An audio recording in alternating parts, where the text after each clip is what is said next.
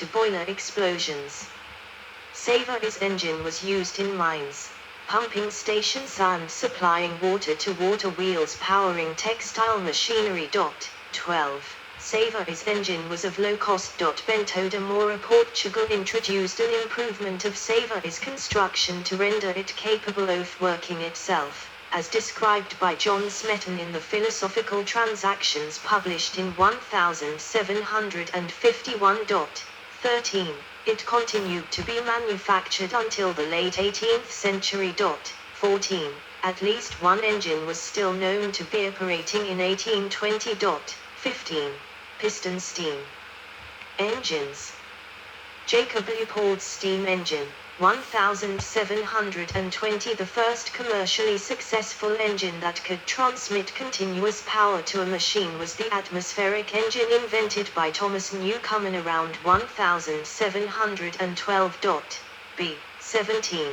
It improved on Saver's steam pump, using a piston as proposed by Pepin. Newcomen's engine was relatively inefficient, and mostly used for pumping water.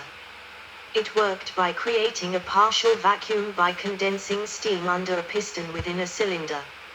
It was employed for draining mine workings at depths originally impractical using traditional means, and for providing reusable water for driving water wheels at factories sited away from a suitable head. Water that passed over the wheel was pumped up into a storage reservoir above the wheel. 18. 19. In 1780 James Pickard patented the use of a flywheel and crankshaft to provide a rotative motion from an improved Newcomen engine. 20. In 1720, Jacob Leopold described a two-cylinder high-pressure steam engine. 21. The invention was published in his major work Theatri Machinarum Hydraulicum. 22. The engine used two heavy pistons to provide motion to a water pump. Each piston was raised by the steam pressure and returned to its original position by gravity. The two pistons shared a common four-way rotary valve connected directly to steam boiler. Early Watt pumping engine. The next major step occurred when James Watt developed, 1763-1775, an improved version of Newcomen's engine, with a separate condenser. Boulton and Watt's early engines used half as much coal as John Smeaton's improved version of Newcomen's. 23. Newcomen's and Watt's early engines were atmospheric. They were rear-powered by air pressure pushing a piston into the partial vacuum generated by condensing steam, instead of the pressure of expanding steam. The engine cylinders had to be large because the only usable force acting on them was atmospheric pressure. 18. 24. Watt developed his engine further, modifying it to provide a rotary motion suitable for driving machinery. This enabled factories to be sited away from rivers, and accelerated the pace of the Industrial Revolution. 24. 18. 25. High-pressure engines. The meaning of high pressure, together with an actual value above ambient, depends on the era in which term was used. For early use of the term van Riemsdyk, 26, refers to steam being at a sufficiently high pressure that it could be exhausted to atmosphere without reliance on a vacuum to enable it to perform useful work. Ewing 1894, p. 22 states that Watt's condensing engines were known, at the time, as low pressure compared to high pressure, non-condensing engines of the same period. Watt's patent prevented others from making high pressure and compound engines. Shortly after Watt's patent expired in 1800, Richard Trevithick and, separately, Oliver Evans in 1801, 25, 27, introduced engines using high-pressure steam. Trevithick obtained his high-pressure engine patent in 1802, 28, and Evans had made several working models before then. 29. These were much more powerful for a given cylinder size than previous engines and could be made small enough for transport applications. Thereafter, technological developments and improvements in manufacturing techniques, partly brought about by the adoption of the steam engine as a power source, resulted in the design of more efficient engines that could be smaller, faster, or more powerful, depending on the intended application. 18. The Cornish engine was developed by Trevithick and others in the 1810s. 30. It was a compound cycle engine that used high-pressure steam expansively, then condensed the low-pressure steam, making it relatively efficient. The Cornish engine had irregular motion and torque through the cycle, limiting its main litho pumping. Cornish engines were used in mines and for water supply until the late 19th century. 31. Horizontal stationary engine. Early builders of stationary steam engines considered that horizontal cylinders would be subject to excessive wear. Their engines were therefore arranged with the piston axis in vertical position.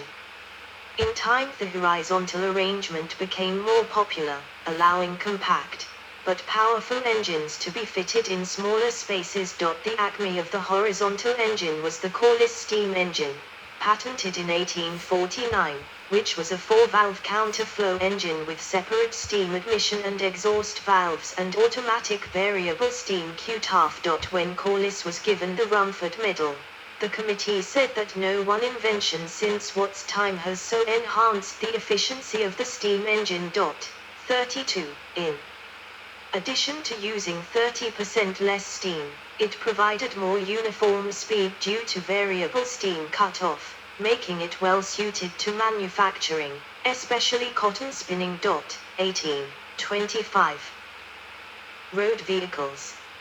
Steam-powered road locomotive from England. First experimental road-going steam-powered vehicles were built in the late 18th century, but it was not until after Richard Trevithick had developed the use of high-pressure steam, around 1800, that mobile steam engines became a practical proposition. The first half of the 19th century saw great progress in steam vehicle design, and by the 1850s it was becoming viable to produce them on a commercial basis. This progress was dampened by legislation which limited or prohibited the use of steam-powered vehicles on roads. Improvements in vehicle technology continued from the 1860s to the 1920s. Steam road vehicles were used for many applications. In the 20th century, the rapid development of internal combustion engine technology led to the demise of the steam engine as a source of propulsion of vehicles on a commercial basis, with relatively few remaining in us beyond the Second World War. Many of these vehicles were acquired by enthusiasts for preservation and numerous examples are still in existence. In the 1960s, the air pollution problems in California gave rise to a brief period of interest in developing and studying steam-powered vehicles as a possible means of reducing the pollution. Apart from interest by steam enthusiasts, the occasional replica vehicle, and experimental technology, no steam vehicles are in production at present. Marine engines. A triple expansion marine steam engine on the 1907 ocean-going to Hercules near the end of the 19th century, compound engines came into widespread use. Compound engines exhausted steam into excessively larger cylinders to accommodate the higher volumes at reduced pressures, giving improved efficiency. These stages were called expansions, with double and triple expansion engines being common, especially in shipping where efficiency was important to reduce the weight of coal carried. 18. Steam engines remained the dominant source of power until the early 20th century, when advances in the design of the steam turbine, electric motors and internal combustion engines gradually resulted in the replacement of reciprocating piston steam engines, with merchant shipping relying increasingly upon diesel engines, and warships on the steam turbine. 18. 3. Steam locomotives. As the development of steam engines progressed through the 18th century, various attempts were made to apply them to road and railway use. 33. In 1784, William Murdoch, a Scottish inventor, built a model steam road locomotive. 34. An early working model of a steam rail locomotive was designed and constructed by steamboat pioneer John Fitch in the United States, probably during the 1780s or 1790s. 35. His steam locomotive used interior blade wheels guided by rails or tracks. The first full-scale working railway steam locomotive was built by Richard Trevithick in the United Kingdom and, on the 21st of February, 1804, the world's first railway journey took place as Trevithick's unnamed steam locomotive hauled a train along the tramway from the Penwide Iron Works, near Merthyr Tydfil to Abercynon in South Wales. 33, 36, 37. The design incorporated a number of important innovations that included using high-pressure steam, which reduced the weight of the engine and increased its efficiency. Union Pacific 844 AFEF 34-8-4 Northern Type steam locomotive. Trevithick visited the Newcastle area later in 1804, and the colliery railways in northeast England became the leading centre for experimentation and development of steam locomotives. 38. Trevithick continued his own experiments using a trio of locomotives, concluding with the Catch Me Who Can in 1808. Only 4 years later, the successful twin-cylinder locomotive Salamanca by Matthew Murray was used by the edge-railed rack and pinion Middleton Railway. 39. In 1825, George Stevenson built the Locomotion for the Stockton and Darlington Railway. This was the first public steam railway in the world, and then in 1829, he built the Rocket, which was entered in and won the Rainhill Trials. 40. The Liverpool and Manchester Railway opened in 1830, making exclusive use of steam power for both passenger and freight trains. Steam locomotives continued to be manufactured until the late 20th century in places such as China and the former East Germany, where the DR Class 52.80 was produced. 41. Steam turbines. The final major evolution of the steam engine design was the use of steam turbines starting in the late part of the 19th century. Steam turbines are generally more efficient than reciprocating piston-type steam engines, for outputs above several hundred horsepower, have fewer moving parts, and provide rotary power directly instead of through a connecting rod system or similar means. 42. Steam turbines virtually replace reciprocating engines in electricity generating stations early in the 20th century, where their efficiency, higher speed appropriate to generator service, and smooth rotation were advantages. Today most electric power is provided by steam turbines. In the United States, 90% of the electric power is produced in this way using a variety of heat sources. 3. Steam turbines were extensively applied for propulsion of large ships throughout most of the 20th century. Present development. Although the reciprocating steam engine is no longer in widespread commercial use, various companies are exploring or exploiting the potential of the engine as an alternative to internal combustion engines. The company Energy Project AB in Sweden has made progress in using modern materials for harnessing the power of steam. The efficiency of Energy Project's steam engine reaches some 27–30% on high-pressure engines. It is a single-step, 5-cylinder engine, no compound, with superheated steam and consumes approximate 4 kg, 8.8 pound, of steam per kilowatt-hour. 43. Components and accessories of steam engines. There are two fundamental components of a steam plant: the boiler or steam generator, and the motor unit, referred to itself as a steam engine.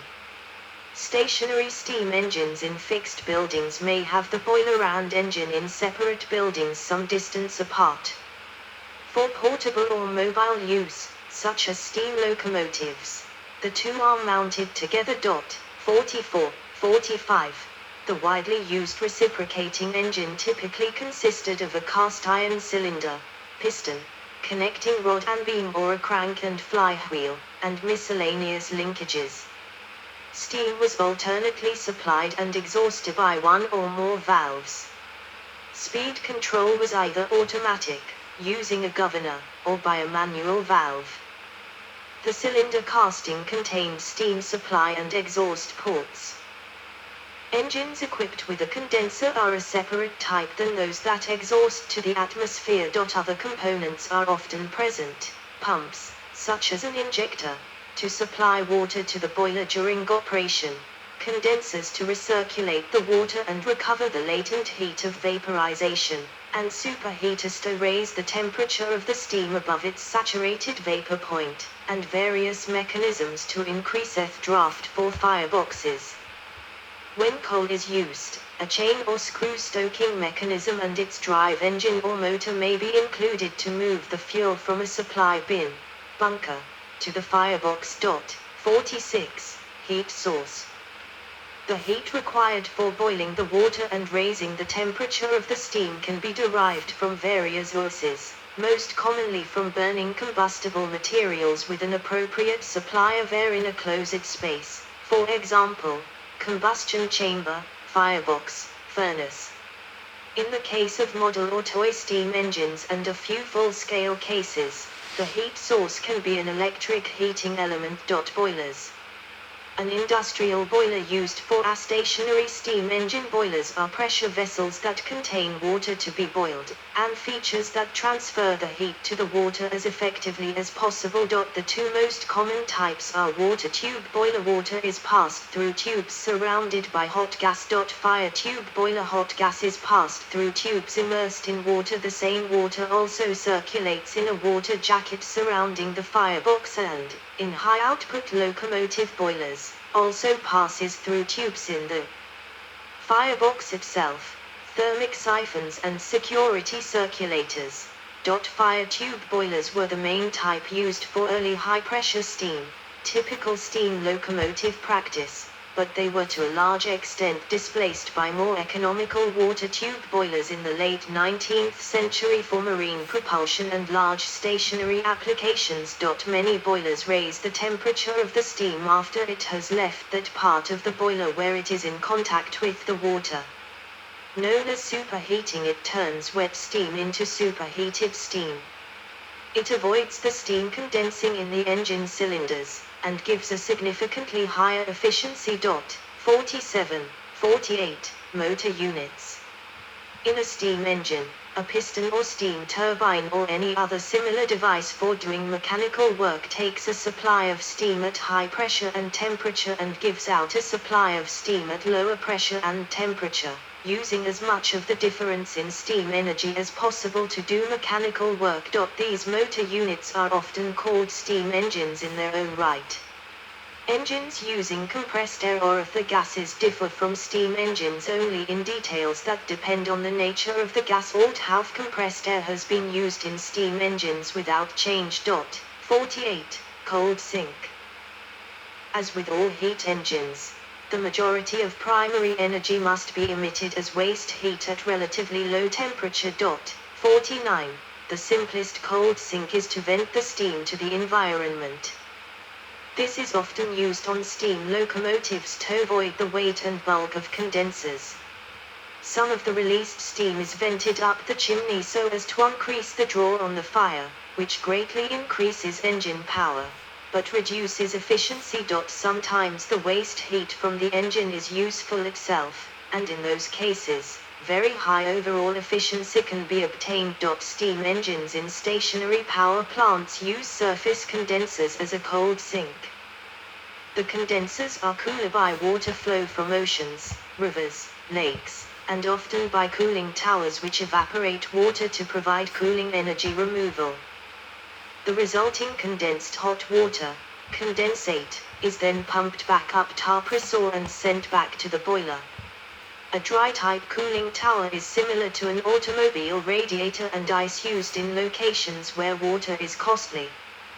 Waste heat can also be ejected by evaporative, wet, Cooling towers which use a secondary external water circuit that evaporates some of flow to the air. River boats initially used a jet condenser in which cold water from the river is injected into the exhaust steam from the engine. Cooling water and condensate mix. While this was also applied for seagoing vessels, generally after